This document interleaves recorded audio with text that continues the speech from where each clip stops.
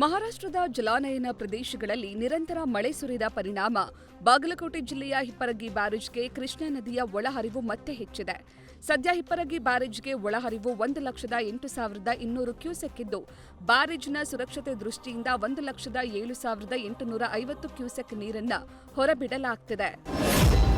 ಗಡಿ ಜಿಲ್ಲೆ ಬೆಳಗಾವಿಯ ಚಿಕ್ಕೋಡಿ ಭಾಗದಲ್ಲಿ ವರುಣನ ಆರ್ಭಟಕ್ಕೆ ಜನಜೀವನ ತಲ್ಲಣಗೊಂಡಿದೆ. ಮಹಾರಾಷ್ಟ್ರದ ಘಟ್ಟ ಹಾಗೂ ಕೊಂಕಣ ಪ್ರದೇಶದಲ್ಲಿ ಸತತವಾಗಿ ಸುರಿಯುತ್ತಿರುವ ಭಾರೀ ಮಳೆಯಿಂದಾಗಿ ಕೃಷ್ಣಾ ನದಿ ಒಡಲು ತುಂಬಿ ಹರಿಯುತ್ತಿದ್ದು, ಪ್ರವಾಹದ ಭೀತಿ ಎದುರಾಗಿದೆ. ದೂದ್ಗಂಗಾ ಮತ್ತು ವೇದಗಂಗಾ ನದಿಗಳು ಕೂಡ ಅಪಾಯದ ಮಟ್ಟ ಮೀರಿ ಹರಿಯುತ್ತಿವೆ.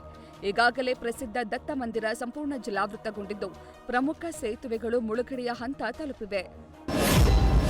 ಮಹಾರಾಷ್ಟ್ರ ಪಶ್ಚಿಮ ಘಟ್ಟಗಳಲ್ಲಿ ಧಾರಾಕಾರ ಮಳೆಯಾಗ್ತಿರೋ ಹಿನ್ನೆಲೆ ನದಿಗಳು ರೌದ್ರ ರೂಪ ತಾಳಿದ್ದು ಬೆಳಗಾವಿ ಜಿಲ್ಲಾಡಳಿತ ಅಲರ್ಟ್ ಆಗಿದೆ. ಪ್ರವಾಹ ಪರಿಸ್ಥಿತಿ ಎದುರಿಸಲು ಜಿಲ್ಲಾಡಳಿತ ಸಿದ್ಧತೆಯನ್ನ ನಡೆಸಿದ್ದು, ಬೆಳಗಾವಿ ಡಿಸಿ ಮೊಹಮ್ಮದ್ ರೋಷನ್ ನೇತೃತ್ವದಲ್ಲಿ ಮಹತ್ವದ ಸಭೆ ನಡೆಸಲಾಗಿದೆ. ಕೃಷ್ಣಾ, ಘಟಪ್ರಭಾ, ಮಲಪ್ರಭಾ ಸೇರಿ ಸಪ್ತ ನದಿಗಳ ಪಾತ್ರದಲ್ಲಿ ಎಚ್ಚರಿಕೆ ವಹಿಸಲು ಸಭೆಯಲ್ಲಿ ಸೂಚನೆ ನೀಡಲಾಗಿದೆ.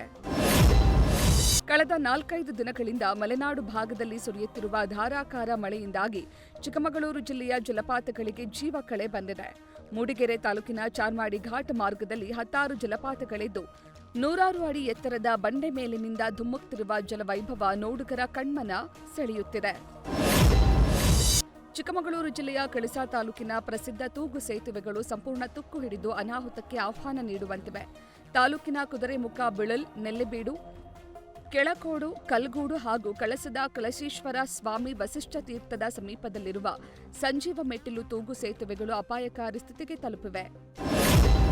ಚಿತ್ರದುರ್ಗ ಜಿಲ್ಲೆ ಮೊಳಕಾಲ್ಮೂರು ತಾಲೂಕಿನ ಪಕ್ಕುರ್ತಿ ಗ್ರಾಮದಲ್ಲಿ ಸುರಿದ ಬಿರುಗಾಳಿ ಮಳೆಗೆ ಫಸಲಿಗೆ ಬಂದಿದ್ದ ಬಾಳೆ ನೆಲಕಚ್ಚಿದ್ದು ಅನ್ನದಾತ ಕಂಗಾಲಾಗಿದ್ದಾನೆ. ಪಕ್ಕುರ್ತಿ ಗ್ರಾಮದ ರೈತ ಎನ್ ಗೋವಿಂದರಾಜು ತಮ್ಮ 3 ಎಕರೆ ಜಮೀನಿನಲ್ಲಿ ವಿಲಿಯಮ್ಸ್ ಪಚ್ಚಬಾಳೆ ಬೆಳೆದಿದ್ರು.